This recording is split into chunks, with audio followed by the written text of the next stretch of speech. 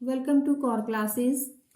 आज हम इस वीडियो में पढ़ने जा रहे हैं CHE09 यूनिट नंबर 2 कार्बोहाइड्रेट्स। हमने लास्ट यूनिट में सेल के बारे में डिस्कस किया था, animal cell as well as plant cell, उसके वेरियस कंपोनेंट्स। आज हम पढ़ने जा रहे हैं कार्बोहाइड्रेट्स के बारे में। आपको ये तो पता है कि जो सेल में कितने सारे कंपोनेंट्स होते हैं जो किससे बने होते हैं, like proteins, lipids, nucleic acid, carbohydrates.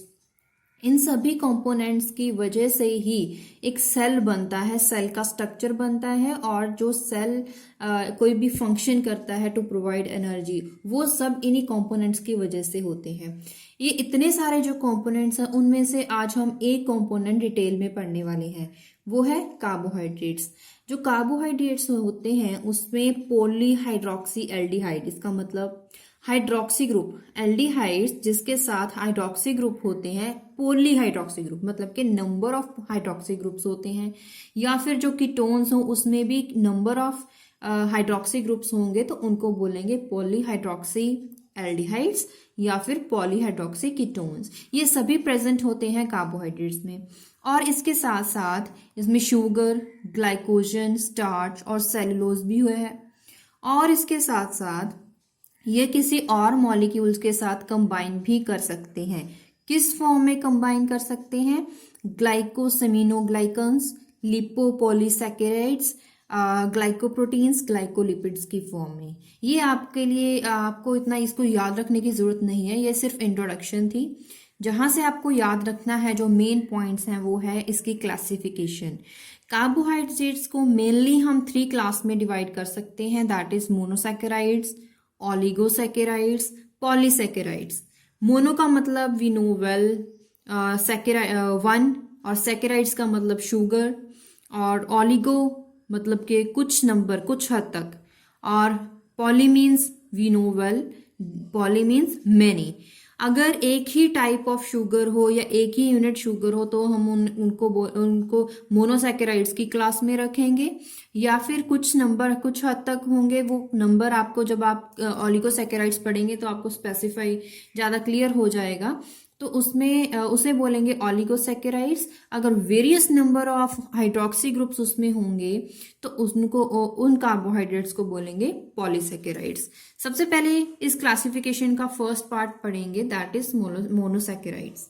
जो मोनोसैकेराइड्स होते हैं उनमें ज्यादातर 3 कार्बन से लेकर 6 कार्बन एटम चेन होती है। मतलब ऐसी चेन जिसमें 3 carbon chain, 4 carbon chain, 5 carbon chain या 6 कार्बन एटम तक उसकी चेन रहती है, जिसमें एल्डिहाइड ग्रुप होगा या फिर कीटोनिक ग्रुप होगा। प्रॉपर्टीज की बात करें मोनोसैकेराइड्स को, इनको सिंपल शुगर्स भी बोलते हैं। सिंपल जो शुगर्स हैं इनका जो कलर आप देखोगे तो ये वाइट क्रिस्टलाइन सॉलिड्स होते हैं। ये लैब में आप देख सकते हैं, ग्लूकोज, डी ग्लूकोज जो हम जनरली लैब में यूज करते हैं, ये वाइट कलर का एक पाउडर्ड फॉर्म में होता है। They are highly soluble in water due to presence of polar groups. कौन से? पोलर हाइड्रोक्सिल ग्रुप की वजह से ये इजीली वाटर में सॉल्युबल हो जाते हैं। और इसका मतलब ये है कि जो शुगर्स हैं उनकी लो सॉल्युबिलिटी किस में होगी? नॉन पोलर सॉल्वेंट्स में, लाइक हेक्सेन हो गया, बेंजीन हो गया। Most of monosaccharides have sweet taste. Monosaccharides या तो उसमें एल्डोजिस होंगे या कीटोजिस, मतलब ये ग्रुप्स होते हैं, एल्डिहाइड ग्रुप या ketonic group. These are reducing sugars. क्यों? क्योंकि वो क्या करते हैं, फेलिंग सोल्यूशन या बेनेडिक्ट सोल्यूशन या फिर टॉलरेंस रिएजेंट को रिड्यूस कर देते हैं। इसकी वजह से हम इनको बोलते हैं दीज आर रिड्यूसिंग शुगर। तो ये तो हो गया प्रॉपर्टीज। अब बात करते हैं स्टीरियोकेमिस्ट्री। स्टीरियोकेमिस्ट्री मतलब अगर आपको समझाएं एग्जाम्पल के साथ, सपोज कीजिए यहाँ पे 3 कार्बन एटम हो। हमने बोला कि 3 से लेकर 6 कार्बन एटम तक हो सकता है। अगर हम सबसे कम कार्बन वाला मोनोसैकेराइड सपोज करें तो वो होगा 3 कार्बन वाला, जिसमें एक ग्रुप है यहाँ पे एल्डिहाइड ग्रुप है, हाइड्रोक्सिल ग्रुप है, नीचे है लास्ट में CH2OH ग्रुप, ठीक है, जिसको बोलेंगे एल्डो। एल्डो तो सबसे पहले हम प्रीफिक्स तो लगाएंगे, उसके बाद हम सफिक्स लगाते हैं ओज।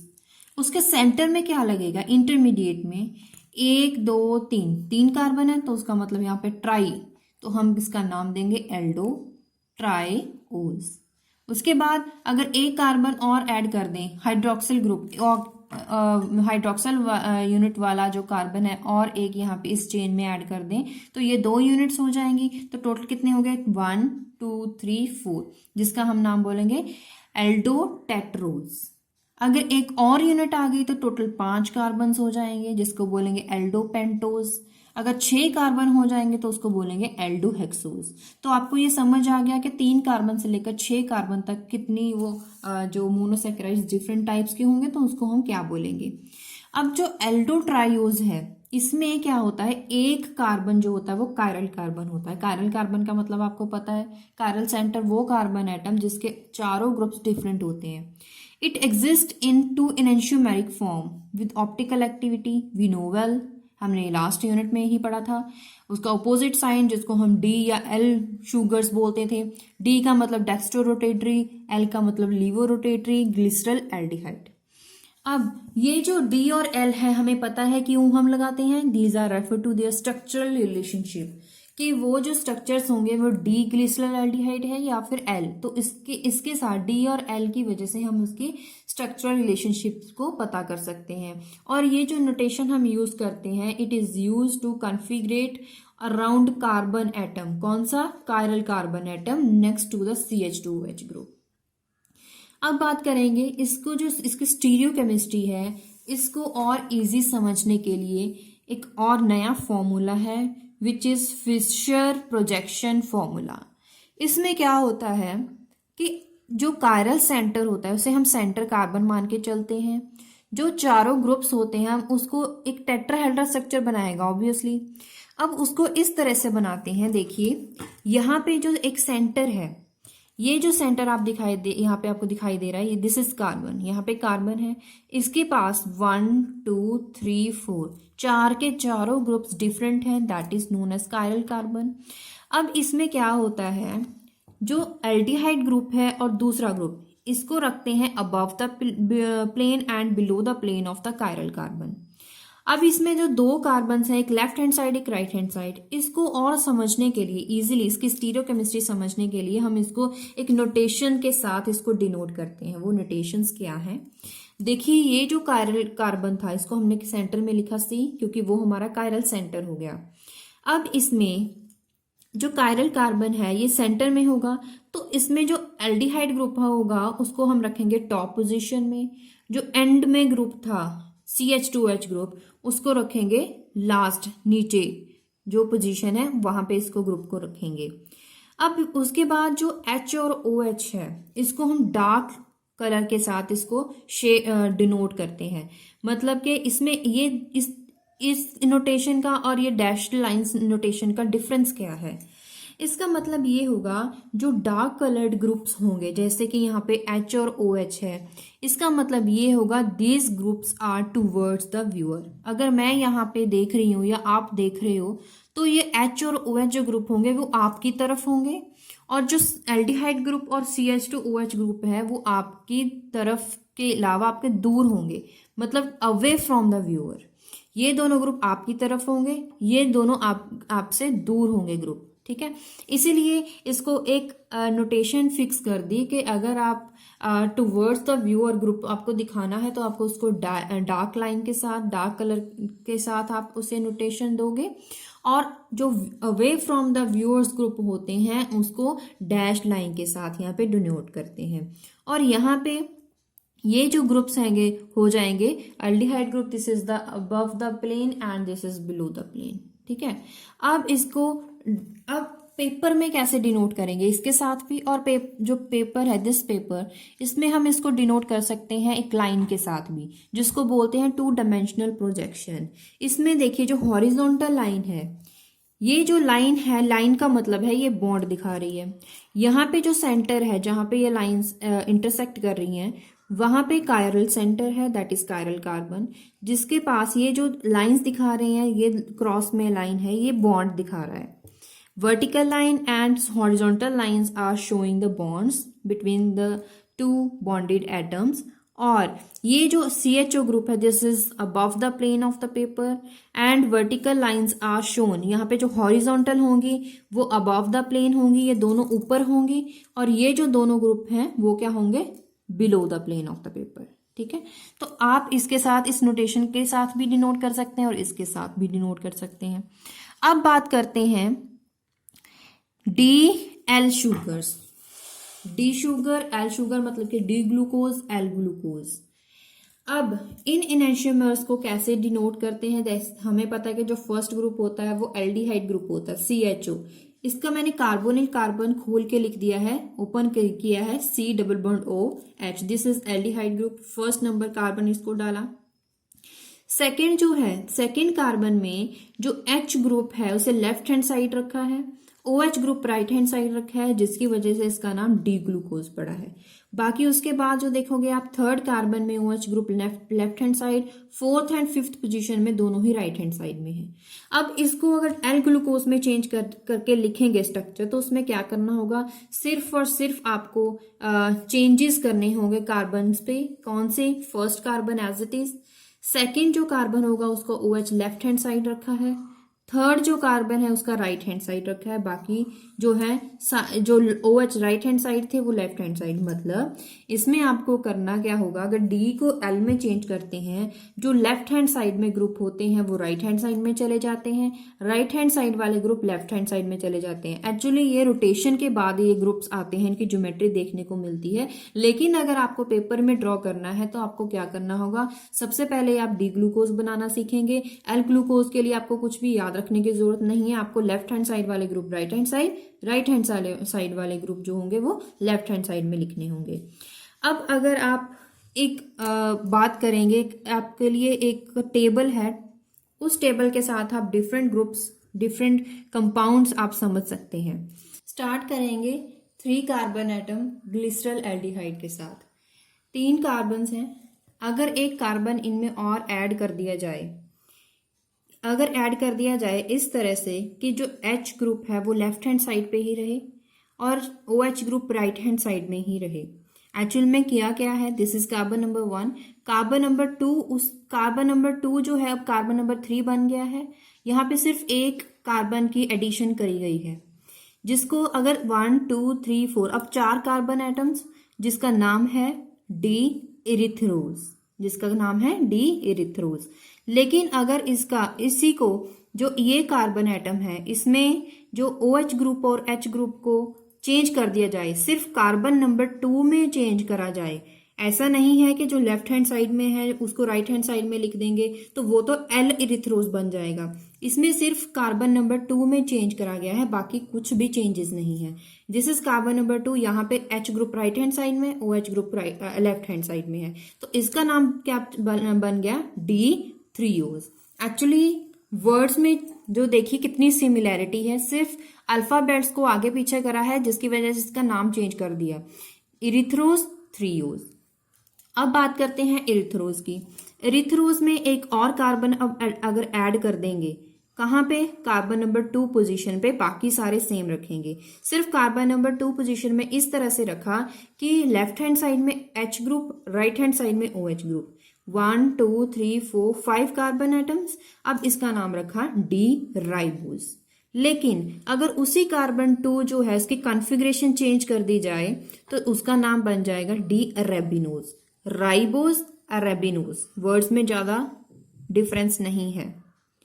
लेकिन अगर D3Os है उसमें भी सिमिलरली ऐसे ही करा जाए, कार्बन नंबर 2 जो है इसमें एक और कार्बन ऐड किया जाए इस तरह से कि जो कॉन्फ़िगरेशन है वो कार्बन नंबर 3 से डिफरेंट हो, मतलब H left hand side, OH right hand side.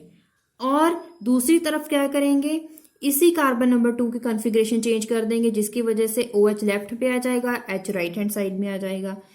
अब यहाँ पे देखेंगे अगर कार्बन नंबर 2 की पोजीशन कार्बन नंबर 3 के साथ डिफरेंट है, जिसका नाम है डी ग्जाइलोज। लेकिन अगर कार्बन नंबर 2 की अगर कॉन्फ़िगरेशन चेंज करने के बाद आप ऑब्जर्व करेंगे carbon number 2 carbon number 3 configuration same है, इसका नाम रखा डी लाइक्सोज। डी लैक्सोज। इसका और इसका नाम देखें, एक्साइलोज, लाइक्सोज, ज्यादा डिफरेंस नहीं है, तो आप समझ सकते हैं कि ये एक ही क्लास है। उसके बाद राइबोज की बात करेंगे। राइबोज में अब एक कार्बन और ऐड कर देंगे कार्बन नंबर 2 पोजीशन पे।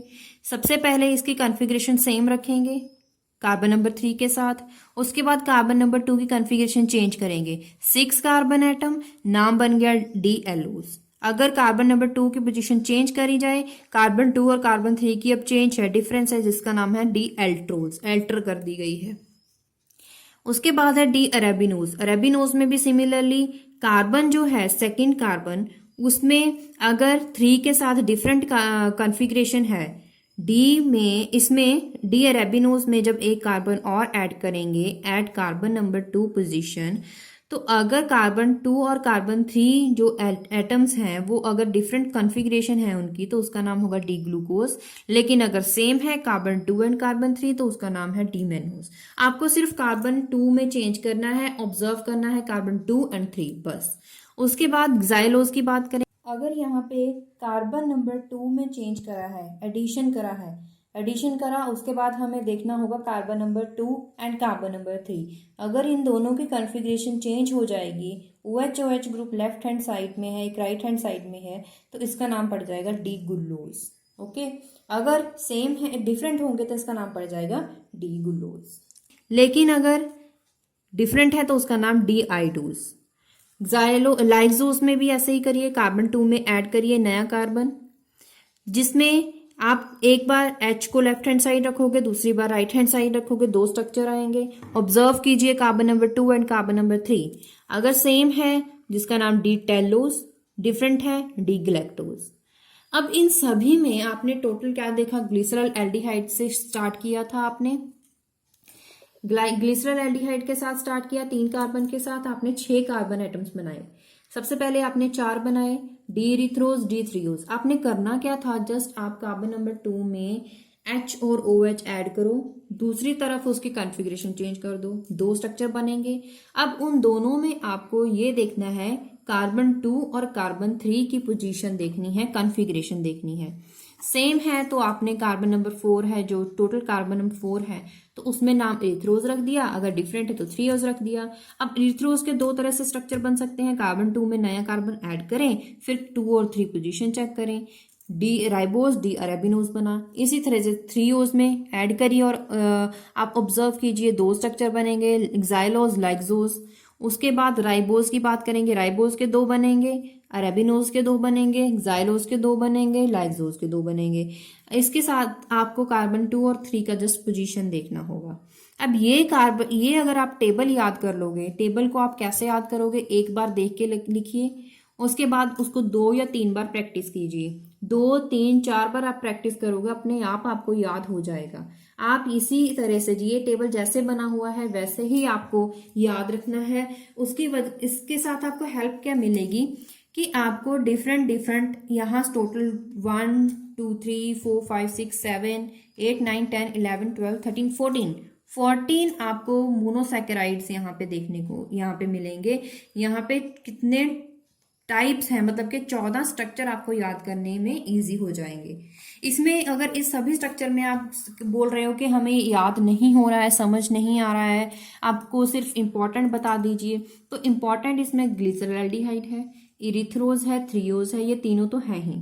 उसके अलावा राइबोज, एक्साइलोज हैं, और glucose, mannose, galactose, glucose, mannose, galactose, erythrose, threose, ribose, glycose, xylose. ये आपको ये 4-5 स्ट्रक्चर ज़्यादा इंपॉर्टेंट है, जो आगे रिएक्शन में भी ज़्यादा यूज होते हैं। अगर आपको नहीं याद है तो ऐसे भी रख सकते हैं याद। D glucose, D mannose, differing at carbon number 2, ये हमने देख लिया था, सिर्फ यही पॉइंट्स लिखे हैं। ग्लूकोज एंड ग्लैक्टोज, अब यहाँ पे देखिए ग्लूकोज एंड ग्लैक्टोज का अगर आप स्ट्रक्चर देखेंगे, ये रहा ग्लूकोज, ये रहा ग्लैक्टोज। अब इस दोनों में स्ट्रक्चर में डिफरेंट क्या है, CHO same group, second carbon same, third carbon same, लेकिन फोर्थ कार्बन सेम नहीं है, 5th और 6th सेम है। फोर्थ कार्बन में दोनों में डिफरेंस है, फोर्थ कार्बन में डिफरेंस है, तो these structures are known as epimers, these are known as epimers. लेकिन अगर मैनोस ग्लैक्टोज आप देखोगे पीछे वो एपिमर्स नहीं है, आप देख भी सकते हैं। अब बात करते हैं एल्डोहेक्सोज एल्डोहेक्सोज और कीटोहेक्सोज, मतलब एल्डिहाइड ग्रुप या एल्डिहाइड की बजाय लगा दिया जाए कीटोन ग्रुप। तो उन दोनों में डिफरेंस क्या है? जो एल्डोहेक्सोज ग्रुप होता है has 4 chiral centres, 4 chiral carbons होते हैं, लेकिन कीटोहेक्सोज में 4 की बजाय 3 कायरल कार्बन्स होते हैं। Therefore number of stereo isomers जो होंगे वो कीटोहेक्सोज में कम होते हैं, क्योंकि जितने ज्यादा कायरल कार्बन्स होंगे उतने ज्यादा स्टीरियो आइसोमर स्ट्रक्चर बनेंगे। किसमें ज्यादा है? एल्डोहेक्सोज में, तो उसी के स्टीरियो आइसोमर्स ज्यादा बनेंगे एज कंपेयर टू कीटोहेक्सोज। ये जस्ट जनरल बात थी। अब बात करेंगे, जैसे हमने एल्डिहाइड ग्रुप के स्ट्रक्चर बनाए थे वैसे हम कीटोन ग्रुप के बनाएंगे। स्टार्ट करेंगे 3 कार्बन एटम के साथ, जिसमें फर्स्ट एंड थर्ड कार्बन दोनों में आप क्या करेंगे, यहाँ पे CH2CH2OH ग्रुप। इस स्ट्रक्चर को स्टार्ट करने से पहले एक और बात याद कर लीजिए, difference between arrangement of atoms between D and L isomers. Actually क्या होता है, ये DA और L आइसोमर्स में स्ट्रक्चरल डिफरेंस तो होता ही है, उसके साथ साथ उनकी प्रॉपर्टीज में भी डिफरेंस होता है, इसलिए वो रिएक्शन में डिफरेंट रिएक्शन में पार्टिसिपेट करेंगे। ऐसा नहीं है कि अगर एक रिएक्शन है उसमें D आइसोमर यूज हो रहा है तो वहां पे अगर D आइसोमर नहीं तो L आइसोमर यूज करेंगे तब वहां भी रिजल्ट सेम मिलेगा, नहीं। D आइसोमर यूज करेंगे तो हमें और प्रोडक्ट मिलेगा, L आइसोमर यूज करोगे तो कुछ और प्रोडक्ट मिलेगा। कोई टेस्ट कर रहे हैं, वो हो सकता है कोई टेस्ट सिर्फ D आइसोमर के साथ ही होते हैं, कुछ टेस्ट जो होते हैं वो सिर्फ L आइसोमर्स को यूज करके ही होते हैं। फॉर एग्जाम्पल, जो ईस्ट है, अगर फर्मेंटेशन करवाई जाए D ग्लूकोज की हो जाती है अल्कोहल में, लेकिन अगर हम यूज करना चाहें L ग्लूकोज तो वहां फर्मेंटेशन नहीं होती है। D ग्लूकोज के केस में होती है, L ग्लूकोज में नहीं होती है। इसका मतलब ऐसा नहीं है कि अगर D ग्लूकोज को यूज कर रहे हैं उसकी जगह हम L ग्लूकोज भी यूज कर सकते हैं, ऐसा नहीं होता है। अब बात कर रहे हैं हम यहाँ पे किया है हमने CHO ग्रुप जो है होता है एल्डिहाइड ग्रुप, उसकी जगह हमने लिखा CH2OH group. Second carbon this is keto carbon, और यहाँ पे जो थर्ड है यहाँ पे भी CH2OH ग्रुप, जिसका नाम रखा डाईहाइड्रोक्सी। 2 पोजीशन में डाईहाइड्रोक्सी है, और ये क्या है, एसीटोन CH3। अगर आप एसीटोन का स्ट्रक्चर देखो तो वो क्या होता है, CH3 C double bond O CH3। इसमें अगर एक H, 2 होता है, एक H को अगर रिप्लेस कर दिया जाए OH ग्रुप के साथ, 2 आगे, इस दोनों का नाम रखेंगे डाईहाइड्रोक्सी। उसके बाद ये क्या है, parent chain, this is acetone, जिसका नाम रखा डाईहाइड्रोक्सी एसीटोन। तो नाम तो आपको याद रखने में प्रॉब्लम नहीं होगी। उसके बाद अगर इसमें एक कार्बन ऐड करेंगे, अब कार्बन कहाँ ऐड करेंगे, कीटोन ग्रुप के जस्ट नीचे, मतलब कि थर्ड कार्बन हम नया ऐड करेंगे। एल्डिहाइड्स जो एल्डोहेक्सोज थे उसमें हमने कार्बन 2 में एडिशन की थी, यहाँ पे हम करेंगे कार्बन नंबर 3 में, क्योंकि हमारा फंक्शनल ग्रुप वहां पे एल्डिहाइड ग्रुप था, यहाँ पे कीटो ग्रुप। जो भी फंक्शनल ग्रुप है बिल्कुल उसके नेक्स्ट जो कार्बन होता है वहां पे एडिशन करनी होती है। लेकिन यहाँ पे जो आपको पता है जो कीटोन ग्रुप होता है वो सेंट्रल कार्बन में होता है, इसलिए उसके जस्ट बिलो में जो कार्बन होगा वहां पे एडिशन करनी होगी। यहाँ पे हमने एक और कार्बन ऐड कर दिया, यहाँ इसका नाम है डी इरिथ्रोज की बजाय डी इरिथ्रोलोज। आपको ये नाम, यहाँ पे जो एल्डिहाइड ग्रुप हमने पीछे स्ट्रक्चर्स पढ़े थे वहां पे इरिथ्रोज, ओज जो था OSE, ये जो सफिक्स लगाते थे, लेकिन यहाँ में हम लगाएंगे LOSE, लोज, इरिथ्रोलोज, ULOSE, यूलोज, ये हम सफिक्स यूज करेंगे। उसके बाद अगर आप देखोगे लेफ्ट हैंड साइड और राइट, उसके बाद एक हमने क्या करा, इस कार्बन में एक और कार्बन ऐड कर दी। आपको अब देखना है जहां पे एडिशन की है और दूसरा कार्बन एडिशन की है 3 पे, और आपको देखना होगा 3 और 4 कार्बन। अगर सेम कॉन्फ़िगरेशन थी वहां पे उसका नाम रखेंगे आप डी राइबोलोज। अब यहाँ पे अगर कंपेयर करेंगे राइबोज के साथ, यहाँ पे भी आप देख सकते हैं सारे जो हाइड्रोजन है वो एक तरफ है और जो हाइड्रोक्सिल ग्रुप है वो दूसरी तरफ है, सारे, कोई डिफरेंस नहीं है। Carbon number 2 and carbon number 3 में ही आप देखिए, क्योंकि वहां पे हम देख रहे हैं कार्बन नंबर 3 एंड 4, यहाँ पे हम देखें कार्बन 2 एंड 3। इन दोनों में OH ग्रुप जो है वो एक साइड है, हाइड्रोजन ग्रुप दूसरी साइड है। अगर आप राइबोलोज का स्ट्रक्चर देखोगे वहां पे OH group left hand side, OH group एक साइड है, तो इसीलिए इसका नाम रखा राइबोलोज।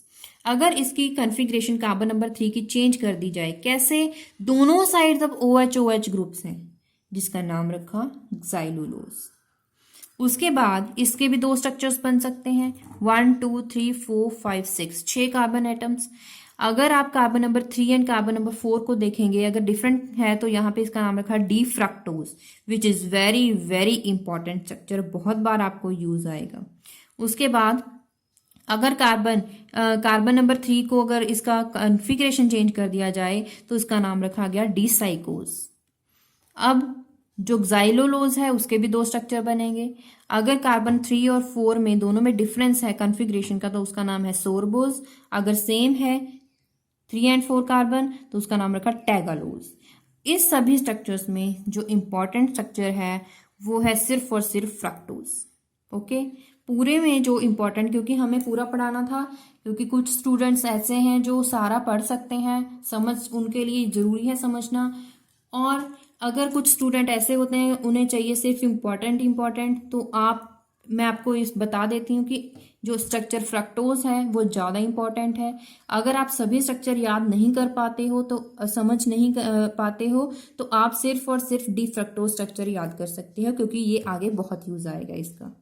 ओके, और इसके बाद हम करने वाले हैं ग्लूकोज। ग्लूकोज में को डिटेल में पढ़ेंगे, जिसका दूसरा नाम डेक्सट्रोज है, जिसको एल्डोहेक्सोस भी बोलते हैं। क्यों बोलते हैं, हमने पीछे जो लास्ट सेक्शन में हमने अभी पढ़ा था जिसमें एल्डोहेक्सोस पढ़े थे, वहां पे हमने ये समझ लिया था। जो ग्लूकोज है इससे हम ब्लड शुगर भी बोलते हैं, ग्रेप शुगर बोलते हैं। Mostly hexose found in fruit juices, grape juices. It is immediate source of energy for all metabolic reactions in the animals. D-glucose is a part of many oligosaccharides or polysaccharides. It is indicate that glucose has molecular formula 6 carbon, 12 hydrogens, 6 oxygen, C6H12O6. अब बात करते हैं chemical reactions की। This is glucose. अब इस glucose में हम यही नहीं देख रहे हैं कि ये डी ग्लूकोज है, ये एल ग्लूकोज। ग्लूकोज का स्ट्रक्चर लिखा CHOH एज इट इज, क्योंकि हमने इसको बॉन्ड के फॉर्म में नहीं लिखा है, फिशर प्रोजेक्शन नहीं लिखी है, हमने डायरेक्ट लिखा है ग्लूकोज।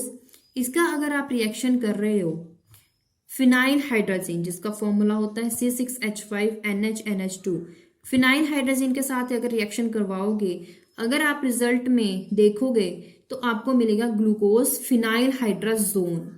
हाइड्राजीन का बन जाता है हाइड्राजोन।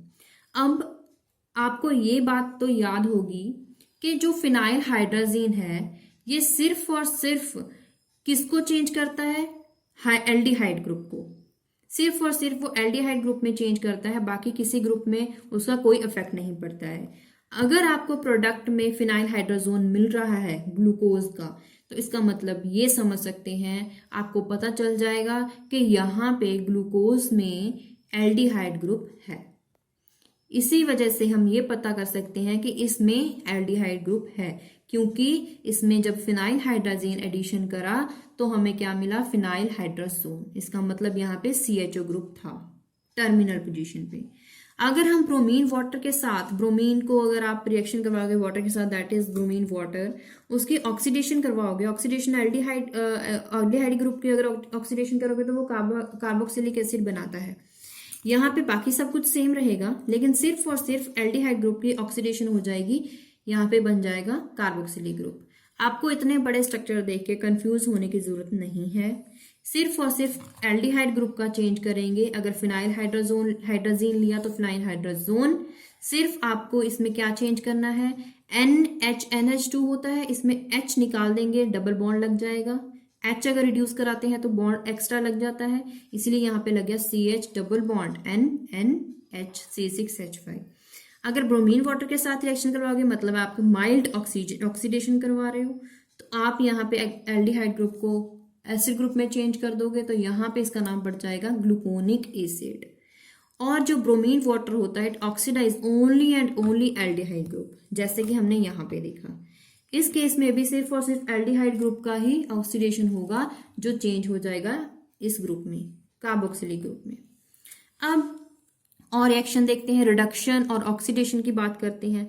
अगर रिडक्शन करवाओगे तो आप सपोज कीजिए निकल कैटालिस्ट के साथ रिडक्शन करवा रहे हो, H2 ऐड करवा रहे हो, तो यहाँ पे क्या होगा, यहाँ पे जब रिडक्शन होगी एल्डिहाइड ग्रुप की तो वो क्या बन जाएगा, अल्कोहल।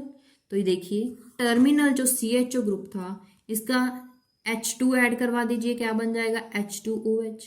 एक्चुअली यहाँ पे COH इस तरह से होता है, ठीक है। अगर आप एडिशन करवा रहे हो H2 की तो H कहाँ पे, यहाँ पे डबल बॉन्ड रिड्यूस हो जाएगा, ये टूट जाएगा, यहाँ पे H लग जाएगा, यहाँ पे H लग जाएगा, इसका नाम क्या पड़ गया, CH2OH। मतलब कि यहाँ पे क्या ग्रुप लग गया, CH2OH ग्रुप, ठीक है। उसके बाद बाकी सब सेम, बाकी कुछ भी चेंज नहीं करना। अगर आप ऑक्सीडेशन करवा रहे हो, स्ट्रॉन्ग ऑक्सीडेशन करवा रहे हो विद नाइट्रिक एसिड या फिर पोटाशियम डाइक्रोमेट या फिर पोटाशियम परमैंगनेट के साथ करवा सकते हो। यहाँ पे करवाएगी नाइट्रिक एसिड के साथ, तो क्या होगा, जितने भी एल्डिहाइड ग्रुप होंगे या अल्कोहल्स ग्रुप होंगे उन सब की ऑक्सीडेशन हो जाएगी, क्योंकि it is strong oxidizing agent. तो स्ट्रॉन्ग ऑक्सीडाइजिंग एजेंट है, सभी को जितने भी ग्रुप्स होंगे सबकी ऑक्सीडेशन कर देगा। यहाँ पे एक तो अल्कोहल ग्रुप है, this is aldehyde group and this is alcohol group, दोनों की ऑक्सीडेशन हो जाएगी, दोनों ही एसिड में चेंज हो जाएंगे, जिसका नाम पड़ गया ग्लूकैरिक एसिड। इसका मतलब, ग्लूकैरिक का मतलब है कि टर्मिनल पोजीशन पे दो कार्बोक्सिलिक ग्रुप हैं। क्योंकि ये विग्रस ऑक्सीडेशन है विद नाइट्रिक एसिड, तो यहाँ पे दोनों ग्रुप की ऑक्सीडेशन हो जाएगी। ये हमने लिखा है ब्रैकेट में, आपको इजीली समझ आ जाएगा। उसके बाद यहाँ पे जो निकल के साथ हमने रिडक्शन करी थी, ग्लूसीटोल बना, सॉर्बिटोल बना, इसको हम दोबारा से अगर रिएक्शन करवाएंगे हाइड्रोजन आयोडाइड के साथ हीट करवाएंगे तो यहाँ पे क्या होगा, सिर्फ एक ग्रुप जो होगा उसको आयोडाइड में चेंज कर देंगे, बाकी सब सेम। कैसे, यहाँ पे एक्चुअली रिडक्शन करवा देंगे। देखिए ये जो ग्रुप था ये सिंपल चेन में बन गया, ये ग्रुप था अल्कोहल वो भी सिंपल चेन में बन गया, एक आयोडीन लग गया। HI की जब एडिशन करवाते हैं तो वहां पे सभी सिंपल एल्केन में चेंज हो जाते हैं। यहाँ पे सेकंड पोजीशन पे आयोडो ग्रुप है तो इसका नाम रखेंगे 2 आयोडो, 1 2 3 4 5 6 हेक्सेन, सिंपल चेन बन गई, हाइड्रोकार्बन चेन। एसीटेट के साथ रिएक्शन करवाओगे तो एक जो जितने भी ग्रुप्स होंगे OH ग्रुप, जहां पे भी OH होगा वहां सभी में एसीटेट ग्रुप लग जाएगा, ठीक है, चाहे वो कहीं भी होगा, सभी कार्बन चेन में चेंज हो जाएगा। अब हमने करा था, जब ऑक्सीडेशन करा था ग्लूकैरिक एसिड बना था, उसके बाद हम क्या करेंगे, इसी ग्लूकोज की हम करवाएंगे HCN के साथ हाइड्रोलिसिस करवाएंगे, HI के साथ फिर हीट करेंगे, मतलब कि हम हाइड्रोलिसिस करवा रहे हैं। उसके बाद हम हाइड्रोलिसिस, मतलब कि 3 स्टेप है। सबसे पहले हम करेंगे HCN की रिएक्शन, उसके बाद हाइड्रोजन आयोडाइड विद हीट, उसके बाद हाइड्रोलिसिस। तो हमें डायरेक्ट प्रोडक्ट लिखा है, प्रोडक्ट क्या मिलेगा, जो फर्स्ट कार्बन है एल्डिहाइड उसकी हो जाएगी। यहाँ पे सबसे पहले अगर आप स्टेप बाय स्टेप देखना चाहेंगे तो यहाँ पे लगेगा CN ग्रुप, मतलब कि ये CN ग्रुप लग जाएगा एल्डिहाइड ग्रुप में। उसके बाद वहां पे आयोडाइड लग जाएगा, उसके बाद वहां पे OH लग जाएगा, क्योंकि यहाँ पे हाइड्रोलिसिस करवा रहे हैं। तो एंड में हमें प्रोडक्ट मिलेगा यहाँ पे COOH। उसके बाद जितने भी OH ग्रुप थे सारा सबकी हाइड्रोलिसिस हो गई, CH2, और ये पूरी क्या बन गई, कार्बोक्सिलिक चेन बन गई, जिसका नाम 1 2 और 4 6, यहाँ पे टोटल जो कार्बन होंगे वो बन जाएंगे हेप्टेनोइक एसिड। उसके बाद यहाँ पे बात करें, यहाँ पे अगर आप रिएक्शन करवा रहे हो एसीटेट के साथ तो यहाँ पे रिएक्शन मिलेगी आपको C6, मतलब सभी कार्बन सेम, C6H12 की बजाय यहाँ पे H7O, बाकी कितने बचे यहाँ पे 5 कार्बन, तो 5 ऑक्सीजन, उसकी यहाँ पे क्या लग जाएंगे, acetate group, OAC, acetate group यहाँ पे 5 लग गए। तो इसका डायरेक्ट हमने प्रोडक्ट लिखा जिसका नाम है पेंटा O एसिटाइल ग्लूकोज। अब यहाँ पे आप ये जितनी भी रिएक्शन है, ये टोटल कितनी रिएक्शन आपने पढ़ी, 1 2 3 4 5 6 7 8, टोटल ग्लूकोज की 8 केमिकल रिएक्शन आपने याद करी टेबुलर फॉर्म में। ऐसे ही अगर आप टेबल याद कर लोगे तो आप इसका मतलब है 8 केमिकल रिएक्शंस आपने पढ़ ली हैं। आप दोबारा से पढ़ लीजिए। सबसे पहले फिनाइल हाइड्राजीन के साथ करवाई तो फिनाइल हाइड्राजोन बन जाएगा।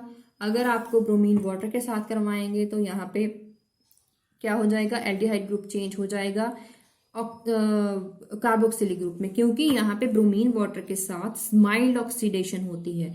सभी के सभी ग्रुप एसिड में चेंज नहीं होंगे, वो तभी होंगे अगर स्ट्रॉन्ग ऑक्सीडेशन होगी। वो किसके साथ होगी, अगर नाइट्रिक एसिड यूज करेंगे। जितने भी हमारे पास एल्डिहाइड या अल्कोहल्स होंगे सबकी क्या हो जाएगी, यहाँ पे ऑक्सीडेशन हो जाएगी।